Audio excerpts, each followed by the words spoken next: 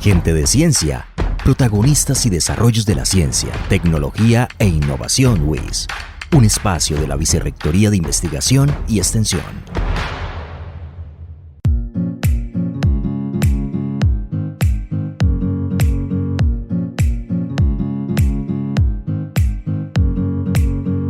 Un sutil pensamiento erróneo puede dar lugar a una indagación fructífera que revela verdades de gran valor. Isaac Asimov. Y con esta frase iniciamos una nueva edición de nuestro programa Gente de Ciencia, espacio radial promovido por la Vicerrectoría de Investigación y Extensión de la Universidad Industrial de Santander, que trae todos los jueves a los grandes protagonistas de la ciencia, tecnología e innovación de nuestra institución. Aquellos profesores, estudiantes, por supuesto también egresados profesionales que trabajan en nuestra universidad y que están en este momento desarrollando o ya terminaron algunas de las iniciativas innovadoras al servicio, por supuesto, de nuestra sociedad.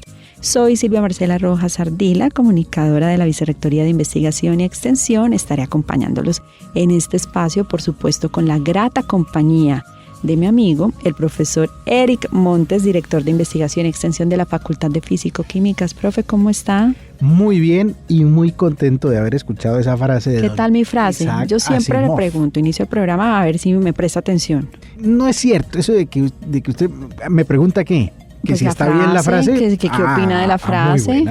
Muy buena y de un personaje que admiro mucho que es Asimov, que fue uno de los grandes escritores de ciencia ficción del siglo XX y que tengo entendido que era médico, así como nuestro invitado de hoy, que va a estar aquí con nosotros en un ratico conversando, hablando sobre un tema muy interesante que es la salud pública, el manejo de las pandemias, el manejo de cómo los procesos que se hacen de todo tipo terminan afectando a las comunidades, y eso es muy importante dentro del tema de la salud, ¿no?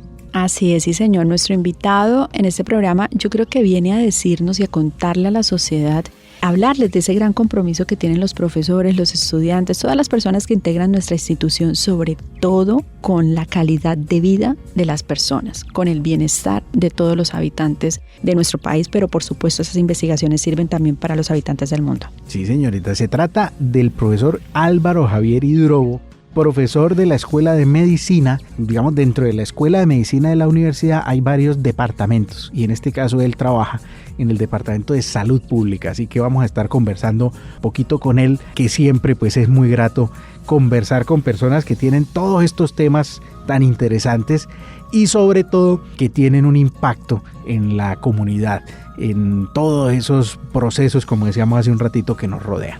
Profe, vamos a hablar de lo que está desarrollando, de lo que ya desarrolló, del importante papel que tuvo también el profesor Hidrobo en tiempos de pandemia y sobre todo en los futuros proyectos en los que trabajará el profesor Hidrobo.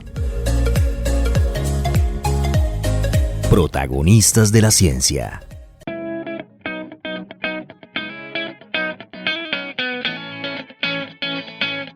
Pues muy bien, estamos hoy aquí en nuestro programa recibiendo a un invitado muy especial. Poco a poco uno se va haciendo amigo de ciertas personas en la universidad y uno después dice, ¿a qué hora uno se hizo amigo de esta persona? Vea. Y uno de esos es el doctor Álvaro Javier Hidrobo. ¿En serio? Poco a poco me he ido haciendo amigo suyo, doctor Hidrobo. Sí, de verdad, sí, lo admiro mucho. Usted sabe que respeto mucho su trabajo. Yo empecé a saber de usted cuando estalló una pandemia y por ahí usted se volvió un personaje muy nombrado por muchas razones, una autoridad en temas de salud pública, y de verdad me alegra mucho tenerlo aquí. Muchísimas gracias, Eric. Cumpliré lo que prometí, no vamos a hablar de música. No, yo me quedo corta acá después de esa presentación de que acaba de dar el profesor Eric, pero yo sí me voy con algo positivo a mi favor. Profe, yo sí sabía de usted antes de la pandemia, de muchas cosas que ha desarrollado en la parte de salud pública. Y para mí sí es un honor tenerlo hoy en nuestro programa, que nos cuente un poco de esas iniciativas en las que está trabajando, pero también que nos cuente quién es usted, y es una pregunta obligada que tenemos en nuestro programa.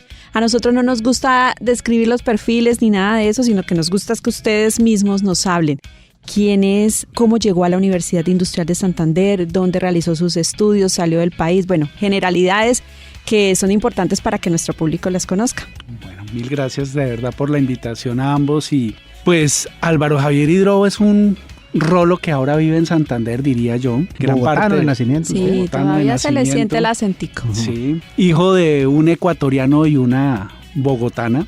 Opa. Sí, y pues de ahí mi apellido, realmente el Hidrobo. Aquí en Colombia no hay muchos, menos por esta zona, bueno, ya han aumentado y precisamente colegas en el área médica, pero que no son que yo sepa de la familia. Pero bueno, yo pues como buen rolo estuve mis primeros años estudiando y viviendo allá en Bogotá. Soy médico y magíster en salud pública de la Universidad Nacional. Luego hice un posgrado, especialización en higiene y salud ocupacional en la Universidad Distrital, también en Bogotá. Y luego tuve la fortuna de conocer a algunos amigos colombianos que vivían en México y gracias a ellos pude lograr una beca de la Organización Panamericana de la Salud para estudiar en el Instituto Nacional de Salud Pública de ese país la maestría en salud ambiental, que me permitió después hacer el salto rápidamente al doctorado en epidemiología.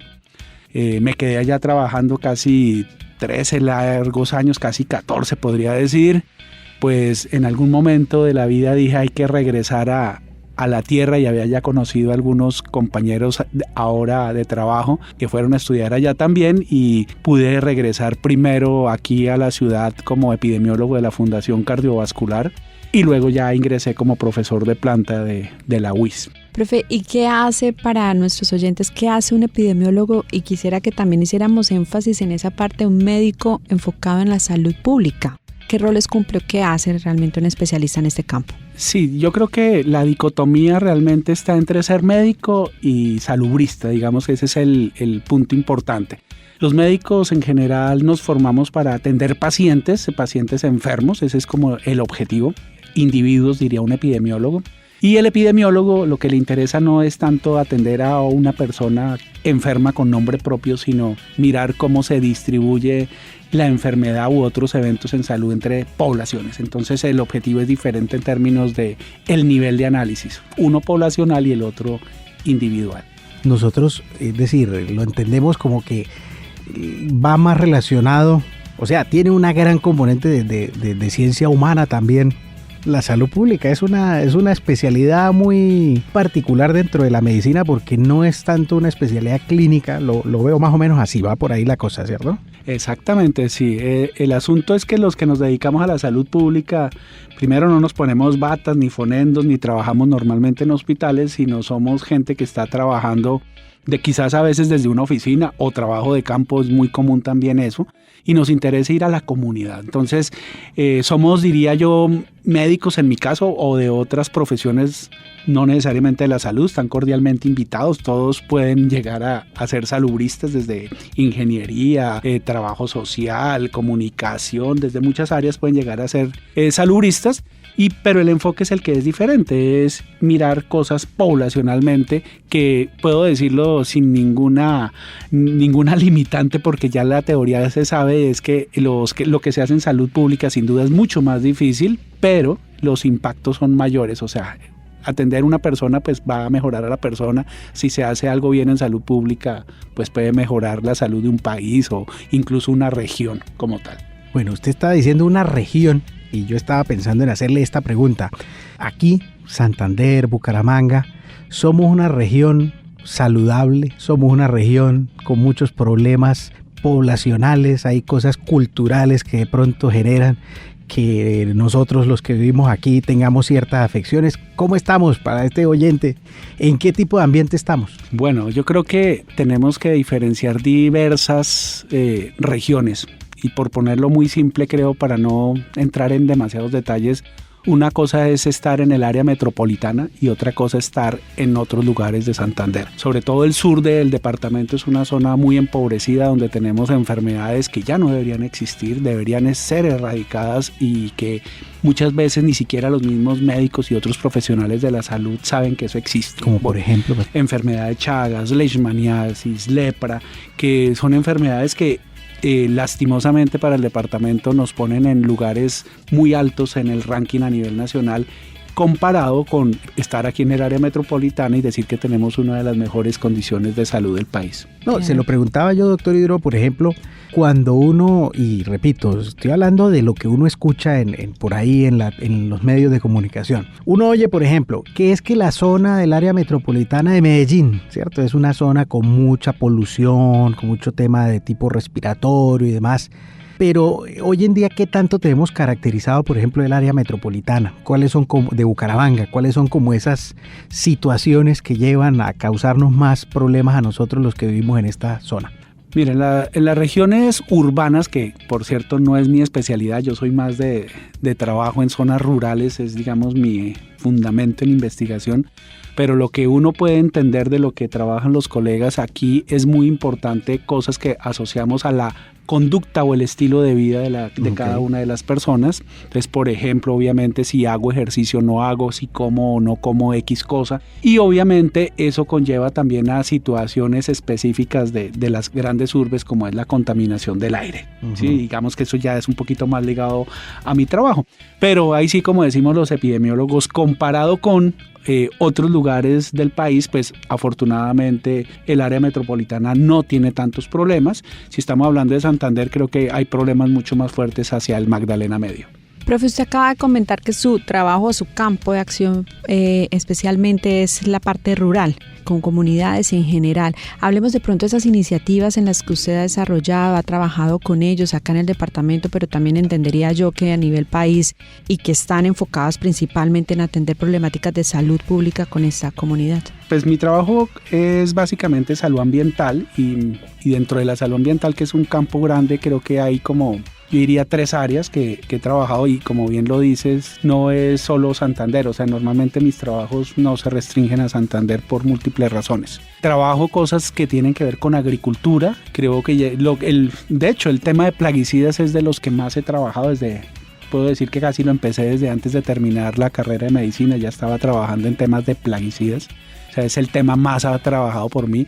Y en los últimos años me he enfocado en 2 temas. Uno que fue primero cuando realmente llegué a la universidad, que lo primero que comencé a trabajar fue algo de psicología ambiental y específicamente en un asunto que es la solastalgia o tristeza por pérdidas ambientales, por daño ambiental. Y lo pudimos expresar fundamentalmente en un trabajo que nos tocó hacer en su momento para Hidrosogamoso. Y después nos lo pudimos replicar en otros embalses que quedan en otras regiones del país, específicamente con el río Magdalena en el Huila. Eso por un lado. Y lo otro grande que digamos creo que como necesidad nacional fue la minería, en varias expresiones de minería. Quiero decir expresiones como hablar de minas en socavón o subterráneas de carbón, algunos trabajos tenemos ahí también. Obviamente minería del oro, que incluso muy recién graduado tengo mis primeros trabajos. Recordando ahora, estaba pensando con la pregunta que incluso tengo un trabajo que puede ser interesante porque no vivía en Santander en ese momento y por primera vez medimos mercurio en cabello de unas muestras prehispánicas guane. Para cualquiera que trabaje en el área tiene que referir ese trabajo para decir no había mercurio, o sea, porque no encontramos absolutamente nada y ese era el objetivo. Hemos trabajado también en minas abiertas, a cielo abierto, quizás algunas de carbón. Hemos trabajado también por ahí en una mina, por cierto, a mi parecer de lo más contaminante que tenemos en el país, que queda en Córdoba, que es la de Cerro Matoso, una mina de ferroníquel. Y también pues últimamente hemos estado en otro tipo de, yo diría, minas cerradas para ver cómo estamos haciendo eso y nos enfrentamos a la primera mina de mercurio y única realmente que tuvo producción en este país del 48 al 74 en Aranzazu, Caldas. Y en este momento estamos trabajando allá y además hemos tenido experiencias y creo que ahí sí únicas de trabajar con hidrocarburos, que ha sido una cosa muy muy importante porque tanto que tenemos de petróleo pero no habíamos trabajado hidrocarburos y por experiencia sé que lo poco que se hacía eran trabajadores de las empresas que trabajan precisamente con hidrocarburos y son trabajos que quedan confidenciales y no son permitidos al público, entonces queda uno con muchas dudas de qué es lo que está pasando. Petróleos, dijo usted, hidrocarburos. Sí, no sé por qué me suena eso. No sé por qué. Sí, no, obviamente que nosotros volteó a mirar. Claro. No, por supuesto que estamos en un país y no vamos a tener ningún tipo de debate, por supuesto, pero estamos en un país donde poco a poco se fue metiendo todo este tema de la salud ocupacional y toda esta cuestión en todos los aspectos, o sea, no solamente la gente que trabaja en campo, en la mina, las mismas oficinas, ¿no? O sea, estábamos acostumbrados años y años a trabajar en la silla incómoda, con poca luz, etcétera. O sea, poco a poco hemos ido pensando más en la gente. Pero yo sé que usted tiene una gran pasión, doctor, que tiene que ver, y a mí me gusta hablar de eso, cuando alguien tiene como le encuentra la afinidad a dos ciencias que no parecen muy afines, que es la relación entre la medicina y la geología. Creo que a usted le apasiona mucho ese tema y me gustaría que nos contara algo, no sé, de pronto algún detalle, alguna cosa, y pues la gente dirá, bueno, ¿qué tienen que ver? ¿Cierto? Como dicen por ahí, la gimnasia y la magnesia, pero en este caso tienen mucha afinidad. Sí, Eric, de ahí realmente ese conocimiento y esa ligazón con la geología y en el caso de la medicina, tenemos un amigo en común que lastimosamente ya falleció y fue Jorge Eduardo Pinto. Realmente yo lo conocí por cuestiones laborales en la universidad, donde él era el encargado de las revistas de la universidad y yo editor de la revista de salud. Y pudimos empezar a hablar de cosas que eran en su momento importantes. Por ejemplo, alcanzamos a dejar publicado una postura sobre el fracking cuando apenas empezaba a hablar del fracking y nos pusimos a escribir algo entre los dos que quedó ahí en la revista y pues me comenzó a motivar realmente esa mirada que la verdad no conocía y él fue el que me dijo, la disciplina de la geología médica existe. Y pues me puse a leer y sí, encontré que sí existía y pues fue muy interesante porque pues en este momento estoy trabajando, yo creo que en gran medida parte de lo que hago es geología médica con la discípula de nuestro amigo Pinto que fue la que quedó para estos temas. ¿Y de qué se trata esa área? Pues esa área, mira que es bien interesante, es mirar muchos procesos, creo que en general hasta ahora, o quizás estoy equivocado porque no la conozco muy bien, pero creo que son procesos geoquímicos, o sea, tiene que ver mucho la química y es que de qué se componen las rocas y cómo esas rocas de alguna forma pueden llegar al humano. Y pues obviamente el interés van a ser para el área de salud las que pueden generarnos daño. Entonces hay muchas rocas que pueden hacer esto y pues en un país que se ha dedicado los últimos años a la extracción, pues uno diría debe haber efectos y eso es lo que estamos encontrando, que sí, hay muchos efectos. Profe, antes de pasar a un tema que seguramente pues están esperando muchos de nuestra audiencia y es el tema de toda la labor, todo ese desarrollo que usted hizo durante el tiempo de pandemia, que ya bien lo mencionó el profesor Eric, lo escuchamos bastante y se convirtió usted en un referente para todos nosotros. Yo sí quisiera que habláramos un poco de una investigación que estuvo sonando muchísimo en el 2022 y estuvo relacionada con el tema de glifosato y el Parkinson. Una investigación en la que usted participó y que se convirtió en un referente también para hacernos un llamado, una alerta a nosotros como sociedad. ¿De qué se trató esta investigación, profe? Silvia, todavía es una propuesta. Estamos arrancando y es un asunto muy interesante que yo me enteré así como igual ustedes y que fue una noticia que me llamó mucho la atención en el sentido de que era un ex sargento de la policía que salió en televisión y estaba pidiendo eutanasia. La noticia era esa y pues uno se sienta y escucha la noticia como cualquier otra, pero este señor decía algo adicional y es: yo fui trabajador de la policía antinarcóticos y estaba trabajando con glifosato y yo tuve diagnóstico y digo que es por eso. Eso inmediatamente llamó la atención mía y además acabó de complicar más todo porque dice, tengo compañeros que trabajan conmigo que tienen lo mismo. Varios. Entonces, entre todas estas correrías que yo hago, pues por allá precisamente en Aranzazu, en Caldas, que ya te había comentado, estando yo por allá pude tener contacto con el veedor de salud de la policía, que era quien quedó realmente, porque le hicieron el 26 de septiembre del año pasado, le hicieron la eutanasia. Entonces ya llegué yo tarde para hablar directamente con él, pero me pude hablar allá en el eje cafetero con el veedor y nos confirmó que sí, que era un asunto de que habían varios y que él había sido también, digamos, cercano a ese grupo en su momento cuando trabajaba. Eso nos motivó definitivamente a decir, con la profesora Laura Rodríguez, aquí de la universidad, tenemos que hacer esa investigación. Creo que es una responsabilidad del país porque el uso del glifosato, como se le da en el país, es único en el mundo.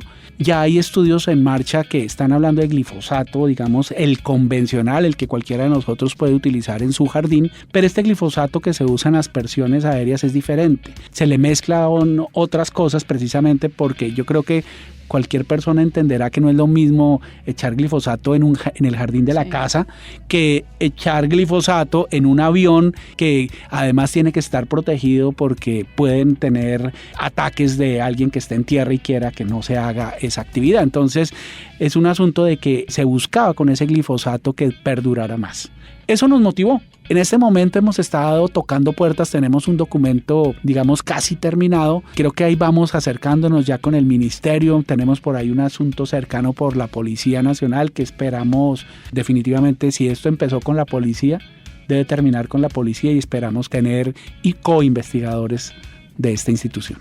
O sea, eso que usted está diciendo me llevaba a mí a una reflexión, y es que pues la universidad siempre funge ahí un rol imparcial, un rol de hacer ciencia, de mirar los hechos, de hacer el análisis, el diagnóstico de muchas cosas, y pues obviamente usted trabaja en un área en la que eso genera, pues, hombre, incomodidades, no solamente porque el petróleo o porque la minería o porque sino en general en cualquier actividad humana, ¿cierto? O sea, vemos ese tipo de cosas y fíjese, hay algunas que generan unas consecuencias más. O sea, obviamente usted nos aclaraba, no estamos diciendo que es que ya usted hizo la verificación, estamos en ese proceso de creación. Sí, ya tuvieron la alerta y empezaron a investigar sobre ello. Profe, pero precisamente lo que comenta el profesor Eric han sido temas que de pronto son delicados de tomar, la gente no les da como la respuesta que ustedes de pronto esperan como investigadores. ¿Qué tan difícil ha sido esta tarea de pronto de enfrentarse con autoridades, de enfrentarse con la misma comunidad que a veces no está como lista para, pues lista para recibir esta información?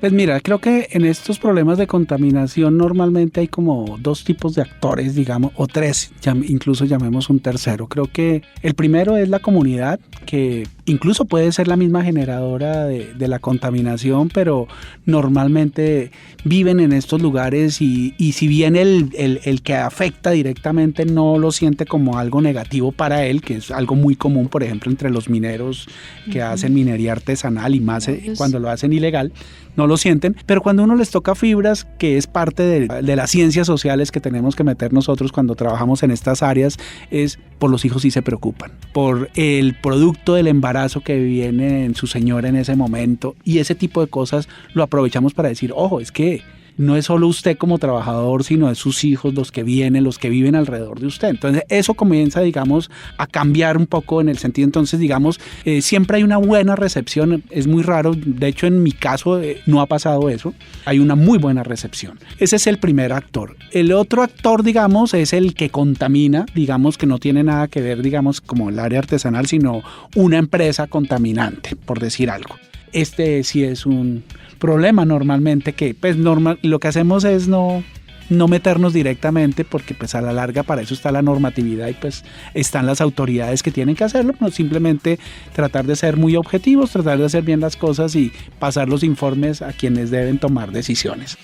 Y el otro actor precisamente es ese, que muchas veces lo ocupa la autoridad reguladora o el gobierno en sus diferentes estamentos, que para bien o para mal, que muchas veces para mal, a veces toma partido por alguno de los dos lados. Entonces, eso es lo que tenemos nosotros normalmente. Es complejo y sí, y puedo decir por allá en algunos lugares que ya no me van a ver personalmente así siga yo haciendo investigación, porque ya me han sacado corriendo por lo menos de un lugar de esos que ya mencioné, y es precisamente por eso, porque hay actores armados que no les gusta que uno vaya a estos lugares y pues lo sacan del lugar.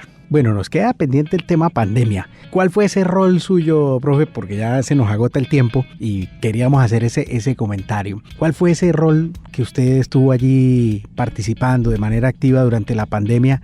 Y hoy en día, ¿cómo estamos en esos temas? ¿Qué pasó? ¿Eso en qué terminó? ¿Qué reflexiones nos dejan? Yo tengo esa duda. ¿Todavía estamos en pandemia? O sea, la OMS ya dijo esto se acabó. ¿Cómo es la cosa? Profe, yo tengo una pregunta. ¿Estamos preparados para... No, ¿por qué no decirlo? Para futuras pandemias.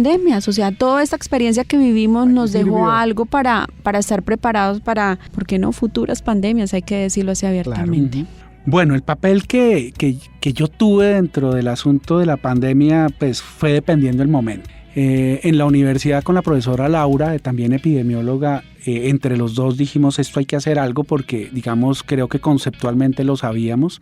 Creo que ella más conceptualmente que yo, porque yo había vivido en México la de H1N1 y me tocó ser profesor de los que estaban directamente, de los que, digamos, identificaron en un primer momento allá la problemática al norte de México. Entonces, digamos, yo tenía ya esa experiencia, me había tocado vivirla en un país y ver qué era eso tan crítico.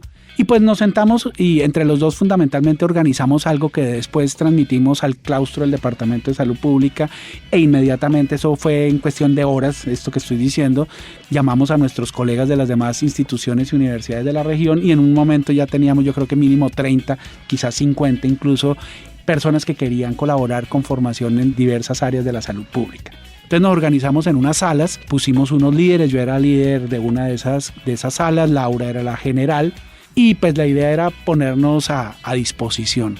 Ya hay incluso trabajos publicados que publicaron mis colegas porque si ustedes recuerdan yo resulté de alguna forma excluido de la participación en Santander porque pues aquí lastimosamente para la historia hay que decirlo, el departamento no quiso de alguna forma que participásemos, no sé qué fue lo que pasó, por ahí hay un trabajo de Laura y otras dos compañeras que abordan un tanto el asunto y dicen que sí, es una de las grandes fallas que hubo aquí. Pero yo pasé después a trabajar, digamos, a colaborar con el Instituto Nacional de Salud directamente, pude trabajar haciendo una evaluación rápida de cómo se estaba haciendo la vigilancia, que es la herramienta fundamental que se debe manejar en estos casos.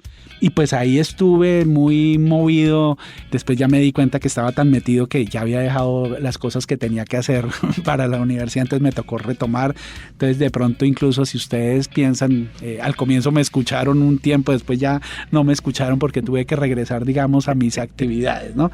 Eso, digamos, fue, digamos, como mi quehacer personal. Me quedó muy claro una cosa y es que es algo que yo sabía, pero que uno se niega, como que le dicen epidemia y epidemiólogo suenan muy juntos y como si hoy yo epidemiólogo sonaba muy bien que estuviera ahí, se supone. Pero ya está escrito y no es algo nuevo que las epidemias lo manejan los políticos. Opa, sí, eso, y no es mía. O sea, esto hay historiadores que lo han dicho en todas las epidemias en el mundo. Y creo que aquí lo que se vivió es eso. Y digo, tanto de nivel aquí municipal como departamental como nacional.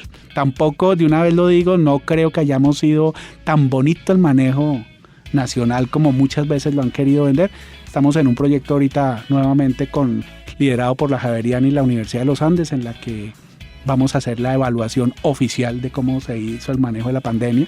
Y pues eso, digamos, todavía tenemos mucho que hablar y yo esperaría que sea oficial, digamos, cuando ya lo digamos muchos más expertos en diferentes áreas. A lo que preguntas, Eric, de si estamos en pandemia o no, es una pregunta que te la puedo contestar en dos niveles. Como epidemiólogo, estoy obligado a decirte no, todavía hay algo. Sin embargo, también como salubrista, ya no como epidemiólogo, te digo, hace rato pasó la pandemia en Colombia. Y lo dije en su momento aquí en Santander cuando todavía salía mucho a hablar. Y es aquí la protesta social que hubo marcó un antes y un después en el manejo de la pandemia. Y está escrito en la literatura científica que las pandemias o las epidemias en general se acaban técnicamente y socialmente. Aquí en Colombia se acabó primero socialmente, es decir, cuando la gente dejó de ponerle cuidado o ser una prioridad la pandemia, pues se acabó. Y aquí hubo un momento en que era más importante de lo que se discutía y por lo cual se salía la protesta social. Esté o yo no de acuerdo, pero había esa importancia y el tema, y eso conllevó a que la gente descuidase muchas cosas, que eso fue lo que llevó, por ejemplo, a la pérdida de la vacunación en su momento. Y bueno, ahí no quiero entrar en temas porque eso sería para otra discusión. Para otro programa. Cuando salga ese documento final, espero que por aquí venga a conversar nuevamente con nosotros. Erika. Yo quiero agradecerle mucho, doctora Hidrobo, por haber venido, por habernos regalado estos minuticos de su tiempo. Yo sé que pues no es fácil, usted tiene muchas ocupaciones y le agradezco mucho de verdad que haya podido estar aquí con nosotros. Y yo, además de agradecerle por su presencia en el programa, profe, le agradezco por todas esas iniciativas que ha desarrollado, por sobre todo el compromiso que usted tiene con la sociedad y por enviarnos esos mensajes tan importantes que de pronto no son tan de agrado para muchos, pero para nosotros como sociedad sí se los agradecemos demasiado, porque pensamos en nosotros y en el futuro, en nuestros hijos. Muchas gracias, profe. Gracias, Silvia, gracias, Eli, muchas por la gracias, invitación. doctor. Gracias a todos los que escucharon. Álvaro Javier Hidrobo, profesor de la Escuela de Medicina de la UES.